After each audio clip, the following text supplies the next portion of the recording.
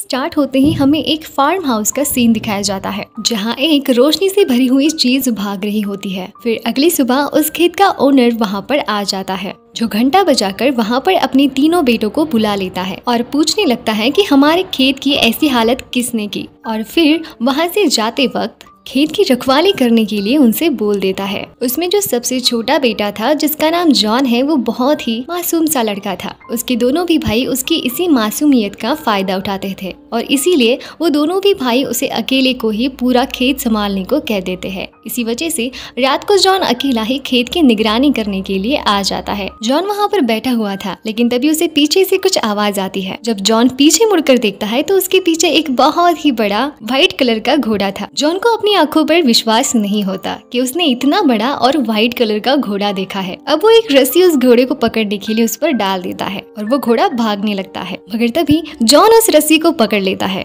जिस वजह से जॉन भी उस घोड़े के साथ आगे चला जाता है। मगर घोड़ा जब भागता हुआ आगे जाता है तब वो अनबैलेंस हो जाता है और एक दलदल में जाकर गिर जाता है। अब जॉन उस घोड़े की मदद करता है और उसे उस दलदल से बाहर निकाल लेता है। तभी जॉन देखता है कि उस मेयर की आंखों में आंसू थे और ये देखकर जॉन उस घोड़े के लिए बहुत ही ज्यादा बुरा फील करता है। जॉन उस मेयर से प्रॉमिस लेता है कि आइंदा से वो घोड़ी उनके खेत में नहीं आएगी, जिसके बाद वो घोड़ी जॉन को शुक्रिया अदा करती है और वहाँ से चली जाती है। बाद में जॉन भी अपने घर आ जाता है। जॉन को दोबारा से अपने फार्म से कुछ आवाजें आती है। जब जॉन वहाँ पर जाता है तो वहाँ पर जाकर वो हैरान हो जाता है, जहाँ पर 2 घोड़े बंधे हुए थे। इससे पहले कि जॉन को कुछ समझ आता, वहाँ पर एक आवाज आती है और वो एक छोटी घोड़े की आवाज थी, जो उसे बोल रहा था कि ये दोनों भी घोड़े तुम्हारे लिए गिफ्ट है। जॉन जब पीछे मुड़कर देखता है तो उसे एक छोटा घोड़ा नजर आता है, जिसने अभी अभी उससे बात की थी, जो कि उसे बताता है कि मेरा नाम फॉल है। असल में फॉल उस मेयर का बेटा है, जो कि कल रात जॉन से मिला था। फॉल जॉन को बताता है कि मेरी मदर तुमसे बहुत ज्यादा खुश है, इसीलिए उन्होंने तुम्हारे लिए ये गिफ्ट भेजा है। जॉन ये सुनकर काफी ज्यादा खुश हो जाता है। तभी जॉन को अपने फादर की आवाज आती है। अब जॉन बाहर आता है और अपने फादर को देखकर उन्हें भी बाहर रखने की कोशिश करता है कि वो अंदर न चले जाए। और जॉन अपने फादर जाने के बाद फॉल पर बैठ जाता है और फॉल बहुत ही तेजी से भागता है, जिसकी स्पीड को देखकर जॉन बहुत ही ज्यादा हैरान हो जाता है। अब एक जगह पर पहुंचकर फॉल सीटी बजाता है और फॉल की सीटी सुनकर स्टेबल में खड़े 2 घोड़े भी उनके पास आ जाते हैं। अब जॉन ये सोचता है कि वो इन दोनों भी घोड़ों को लेकर मार्केट में जाकर बेच देगा। अब जब जॉन उन घोड़ों को मार्केट में ले जाता है तो उन शानदार घोड़ों को देखकर लोग बहुत ही ज्यादा हैरान हो जाते हैं। किसी ने भी इतने शानदार घोड़े कभी नहीं देखे थे। यहाँ पर काफी सारे लोग जॉन से उन घोड़ों को खरीदने की बात भी करते हैं। अब फॉल जॉन से कहता है कि ये दोनों भी घोड़े वो उस बूढ़े आदमी को बेच दे, मगर जॉन इन दोनों भी घोड़ों को सिर्फ और सिर्फ किंग को ही बेचना चाहता था। अब जब किंग वहाँ पर पहुँचता है तो उसे भी ये दोनों घोड़े बहुत ज्यादा पसंद आते हैं, मगर तभी किंग का मिनिस्टर उसे बोलता है कि उसे ये दोनों भी घोड़े चोरी के लग रहे हैं। किंग इसी बात का फायदा उठाकर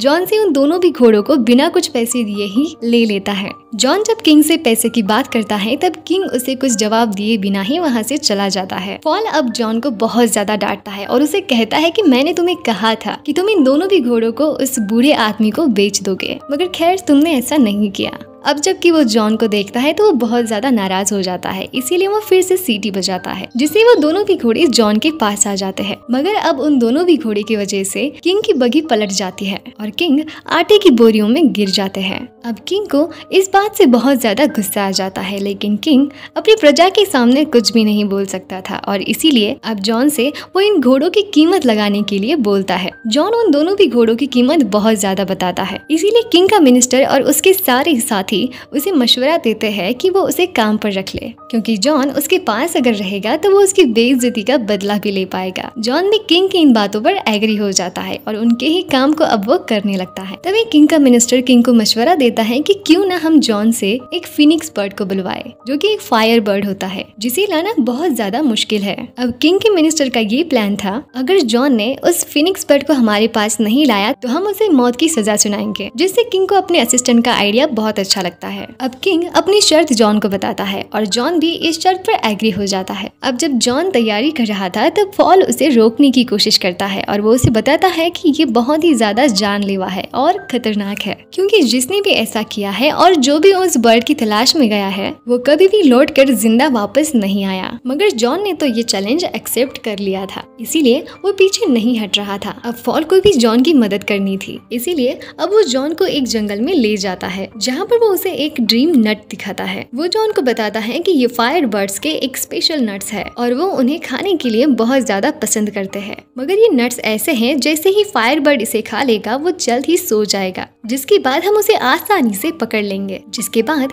ये दोनों भी उस जगह पर पहुंच जाते हैं जहाँ पर फायर बर्ड रहता था। फॉल उसे ये भी बताता है कि फायर बर्ड्स हमेशा जमीन के नीचे रहते हैं। अब वो उस जगह पर कुछ नट्स को फेंक देते हैं और उस फायर बर्ड का इंतजार करते हैं। जैसे ही वो फायर बर्ड्स नट्स की खुशबू सुनता है तो वो जमीन से बाहर आ जाता है। बाद में वो मजे से सारे नट्स को खा लेता है, जिसके बाद वो बेहोश हो जाता है। अब जैसे ही जॉन उस फायर बर्ड को पकड़ने जाता है तभी उसकी आंख खुल जाती है और वो फिर से होश में आ जाता है, जिस वजह से अब वो फायर बर्ड जॉन के पीछे लग जाता है और वो उन्हें पकड़ने के लिए जॉन और फॉल के पीछे भागता है, जिसकी वजह से पूरे आइलैंड पर आग लग जाती है। उस बर्ड ने जॉन और फॉल को पकड़ लिया था, जिसके बाद जॉन अपने पास जो आखिरी नट था वो उसके लिए फेंक देता है और जैसे ही फायर बर्ड उस नट को खा लेती है वैसे ही वो बेहोश हो जाता है। अगली सुबह जब वो जागता है तो उसे पता चलता है कि उन लोगों ने उसे नेट में कैद कर लिया था। जब जॉन फायर बर्ड्स को देखता है तो वो देखता है कि उसकी आंखों में आंसू है। ये देखकर जॉन को बहुत ही ज्यादा बुरा फील होता है, जिसकी वजह से वो फायर बर्ड्स को तभी आजाद कर देता है। जैसे ही वो फायर बर्ड आजाद हो जाता है वो अपने पंख फैलाकर वहाँ से उड़ जाता है और जाते हुए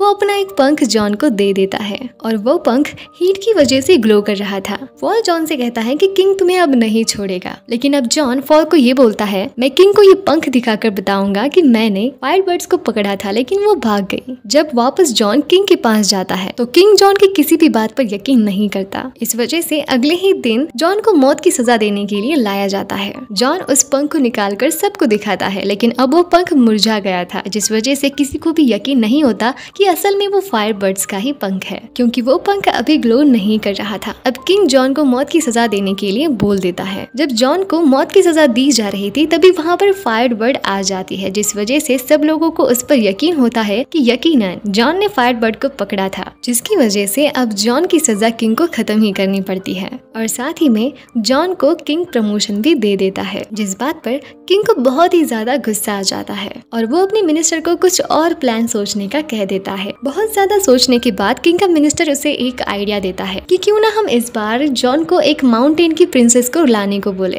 पहले तो जॉन ये नहीं कर पाएगा, लेकिन मगर उसने ऐसा कर दिखाया तो इसमें भी आपका ही फायदा है, तो बाद में आप उस प्रिंसेस से शादी कर लेना, दोनों ही तरफ से आपका ही फायदा है। किंग को ये आइडिया बहुत ही ज्यादा पसंद आता है और वो जॉन को इस मिशन पर भेज देता है। अब जॉन उस माउंटेन पर पहुंच जाता है जहाँ पर वो प्रिंसेस रहती थी। वो देखता है कि माउंटेन के अंदर जाने का रास्ता एक बहुत ही बड़े ब्रिज पे बना हुआ है, जो कि पूरा का पूरा बर्फ का है और इस बर्फ की दीवार को तोड़ना बहुत ही ज्यादा मुश्किल था। मगर तभी वहाँ पर फायर बर्ड का एक पंख उड़कर आता है, जिस वजह से वो उस दीवार के अंदर चला जाता है, जिसके बाद वो दीवार पल भर में ही पिघल जाती है और सारा पानी बह जाता है, जिस पानी के साथ फॉल बह जाता है और नीचे वो एक बर्फ की बॉल की तरह नीचे गिर जाता है। अब जॉन अंदर जाता है तो वहाँ पर उसे बहुत सारी लड़कियां नजर आती है, जो सभी लड़कियां सो रही थी। अब उनमें से असल प्रिंसेस कौन सी है ये जानना बहुत ही ज्यादा मुश्किल था, मगर तभी एक मैसेज के तौर पर वहाँ पर फायर बर्ड का एक पंख आकर एक लड़की पर गिर जाता है, जिस वजह से जॉन को ये समझ आ जाता है कि यहाँ की प्रिंसेस यही है। जॉन उस लड़की की खूबसूरती को देखकर हैरान हो जाता है और अब वो वहाँ की प्रिंसेस से बात करता है कि उनके किंग उससे शादी करना चाहते हैं। प्रिंसेस अब जॉन से कहती है कि अगर तुम्हारे किंग इतने ही ज्यादा बहादुर हो तो उन्होंने तुम्हें यहाँ पर क्यों भेजा है, वो खुद क्यों नहीं आए। बस इतना ही कहकर वो प्रिंसेस उस पहाड़ से नीचे गिर जाती है। बिना कुछ सोचे समझे जॉन भी उसके पीछे छलांग लगा देता है, मगर तभी फॉल उन दोनों को भी बचा लेता है और दोनों को अपने ऊपर पर बिठाकर आराम से नीचे ले आता है। फॉल जॉन को देखकर समझ जाता है कि अब वो प्रिंसेस को चाहने लगा है। फॉल जॉन को समझाता है कि अगर ये बात किंग को पता चली तो तुम्हारे लिए मुसीबत और भी ज्यादा बढ़ जाएगी। प्रिंसेस भी ये सारी बातें छुपकर सुन लेती है। उसको भी यही लग रहा था कि शायद ये अब वो जॉन को चाहने लगी है। इसके बाद वो लोग किंग के पास वापस जाते हैं। वहाँ पर सभी लोग इतनी खूबसूरत प्रिंसेस को देखकर बहुत ही ज्यादा हैरान हो जाते हैं। अब किंग जब जॉन को जिंदा देखता है तो उसे बहुत ज्यादा गुस्सा आ जाता है, मगर किंग का मिनिस्टर अब उसे समझाता है कि इसमें उनका ही फायदा है। जिसके बाद अब जॉन को प्रमोट किया जाता है, मगर जॉन इन सब से ज्यादा खुश नहीं था।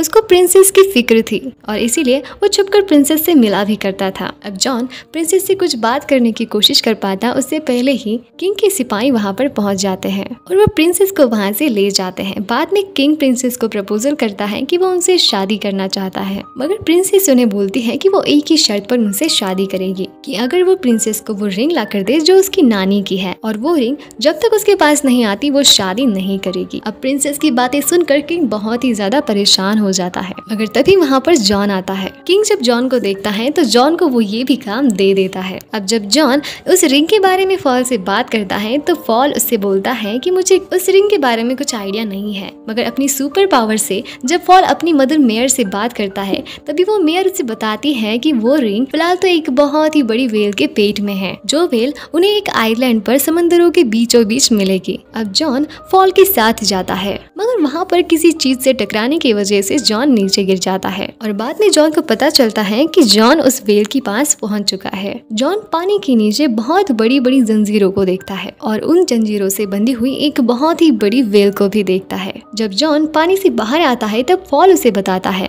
कि ये पूरा आयरलैंड नहीं बल्कि वो असल में वेल ही है, जिसके बारे में फॉल को उसकी मदर ने बताया था। जॉन वेल से पूछता है कि ऐसा उसके साथ किसने किया। वेल जॉन को बताती है कि गलती से कई बार उसने शिप्स को खा लिया था, उस वजह से उन शिप के सभी ओनर ने उसे बांध कर यहाँ पर रख दिया है, मगर अपनी गलती को अभी वेल सुधारना चाहती है और यहाँ से आजाद होना चाहती है। जॉन को उस वेल के लिए बहुत ज्यादा बुरा लगता है। तभी जॉन को एक आइडिया आता है कि अगर ये वेल छींक देगी तो उसके पेट की सारी बोट बाहर आ जाएगी, और अपने प्लान के अकॉर्डिंग वो उसकी नाक में चले जाते हैं और उसकी नाक को टिकल करने लगते हैं। तभी उस वेल को एक बहुत बड़ी छींक आती है जिससे सभी शिप्स उसके अंदर से बाहर आ जाती है, जिसके बाद ये वेल समंदर की गहराइयों में अंदर चली जाती है और वो आजाद हो जाती है। उस वेल के जाने के बाद जॉन को वो रिंग याद आती है और जॉन अब उदास हो जाता है क्योंकि वेल अब जा चुकी थी। लेकिन तभी वहाँ पर एक ग्रैब रिंग को लेकर आ जाता है और वो बताता है कि जॉन के लिए उस वेल ने ये गिफ्ट भेजी है, क्योंकि वो वेल दिल की बातों को जान लेता है। जिसके बाद वो रिंग को लेकर प्रिंसेस के पास जाते हैं, जहाँ पर उनकी नजर उस फायर बर्ड पर भी जाती है जिसको किंग ने बिल्डिंग से बांध दिया था। अब जॉन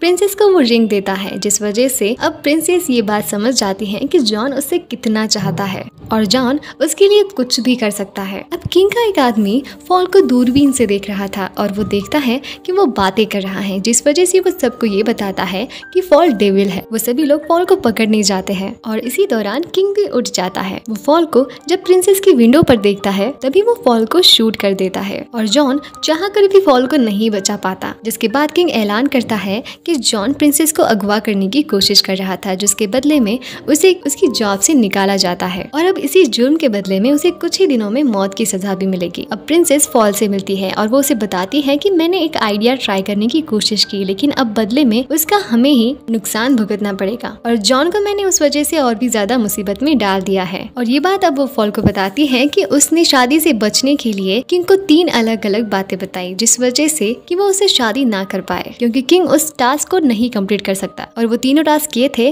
कि उसको 3 टब में अलग अलग करके नहाना होगा। पहले टब में उबलता हुआ पानी होगा, दूसरे टब में ठंडा पानी होगा और तीसरे टब में उबलता हुआ दूध होगा। उसने किंग को बताया कि ऐसा करने से वो फिर से जवान हो जाएंगे और बाद में उससे शादी कर लेगी, मगर किंग को ये सब कुछ ठीक नहीं लग रहा था। जिस पर वो शातिर किंग का मिनिस्टर उसे एक मशवरा देता है कि क्यों ना हम इन तीनों टब से पहले हम जॉन को गुजारे। अब जॉन पर आजमाने के बाद उन्हें पता चलेगा कि इनकी वजह से सच में आदमी जवान हो जाता है या फिर मर जाता है। अब जबकि जॉन पर यह आइडिया ट्राई होने वाला था, इसीलिए अब जॉन को बचाने के लिए प्रिंसेस एक आइडिया बताती है। अगर वो पहले पॉट में उसकी दादी की रिंग और दूसरे पॉट में फायर बर्ड का पंख और तीसरे पॉट में जिंदगी और मौत का अगर फूल डालेगा तो जॉन की जिंदगी बच जाएगी। अभी फॉल प्रिंसेस से उन डेथ और लाइफ के फूल के बारे में पूछता है कि वो कहाँ पर मिलेंगे। प्रिंसेस बताती है कि उसको वो फ्लावर्स दुनिया के आखिरी कोने में मिलेंगे। फॉल कहता है कि इन सब में तो बहुत ज्यादा वक्त लग जाएगा, लेकिन प्रिंसेस उसे बोलती है कि तुम्हारी स्पीड से ये काम जल्दी हो सकता है। अब फॉल इंजर्ड होने के बावजूद भी उन फ्लावर्स को लेने के लिए चला जाता है और अगली सुबह वो पॉट्स भी तैयार हो जाते हैं। और यहाँ पर किंग ये सोचता है कि यही सही वक्त है सबको ये बताने का कि वो कितना रहमदिल है। वो सबको ये बताता है कि असल में ये प्रोसेस जॉन को एक दूसरा मौका दिया है। अगर वो इन सबको अच्छे से पार कर लेगा तो उसकी जान बख्श दी जाएगी। जिसके बाद वो जॉन को स्पॉट में ढकेल देता है और प्रिंसेस भी चुपके से अपने हाथ में से वो अंगूठी निकालकर उस उबलते हुए पानी में डाल देती है, जिस वजह से अब जॉन मैजिकल ट्रिक से उस टब से सुरक्षित बाहर निकलकर उस बर्फ के टब में नीचे गिर जाता है। ये सब देखकर वो फायर बर्ड चिल्लाने लगता है और उसकी आवाज से वो कैद हुआ एक पंख बाहर आकर उस टब में गिर जाता है और वो तीसरे और फाइनल पॉट में गिर जाता है। दूसरी तरफ हम ये देखते हैं कि फॉल उस फ्लावर तक पहुंच चुका है, लेकिन उस फ्लावर को तोड़ने से पहले उसे पता चलता है कि जो भी उस फ्लावर को तोड़ेगा उसकी डेथ हो जाएगी। लेकिन इस बात की परवाह किए बिना वो उस फूल को तोड़ लेता है और यहाँ पर बाकी सब लोगों को ये लग रहा था कि जॉन फाइनल टब में मर चुका है और वो सभी लोग उदास होकर वहाँ से जाने लगते हैं। और तभी वहाँ पर फॉल आ जाता है जो उस फूल को उस टब में गिरा देता है और देखते ही देखते जॉन उस टब के बाहर एक प्रिंस की तरह बाहर आ जाता है। अब इन सारे एक्सपेरिमेंट के बाद उस नॉनसेंस किंग को लगता है कि अब वो भी जवान हो जाएगा। इसी वजह से वो पहले टब में छलांग लगाता है और दोबारा से जवान होने के बजाय वो एक बबल में कैद होकर वहाँ से चला जाता है। सभी लोग इस बात को देखकर बहुत ज्यादा खुश हो जाते हैं और वो अपना नया किंग जॉन को बना लेते हैं। जॉन और प्रिंसेस फॉल को ढूंढने के लिए चले जाते हैं। फॉल को ये लग रहा था कि अब वो मरने वाला है, मगर प्रिंसेस फॉल को बताती है कि वो फ्लावर सिर्फ तुम्हारा टेस्ट ले रहा था। अगर तुम डर कर उस फूल को तोड़ते तो शायद ही तुम मर जाते, लेकिन तुमने बहुत ही ज्यादा बहादुरी से अपने फ्रेंड को बचाने के लिए उसे लाया था, उस वजह से तुम्हारी जान नहीं जाएगी। मूवी के आखिरी सीन में हम प्रिंस और प्रिंसेस की शादी को देखते हैं और इसी के साथ ही मूवी यहीं पर एंड हो जाती है। फ्रेंड्स, अगर एक्सप्लेनेशन पसंद आया हो तो प्लीज वीडियो को लाइक कर दीजिए और अगर आपको ऐसे ही वीडियोस देखना पसंद है तो प्लीज मेरे चैनल को सब्सक्राइब कर लीजिए और साथ ही में उस बेल आइकन को भी प्रेस कर दीजिए ताकि आपको मैंने अपलोड की हुई हर एक वीडियोस की नोटिफिकेशन मिल सके। तो फिर मिलूंगी एक नई मूवी के नई एक्सप्लेनेशन में। तब तक के लिए thank you so much for watching me. Thank you.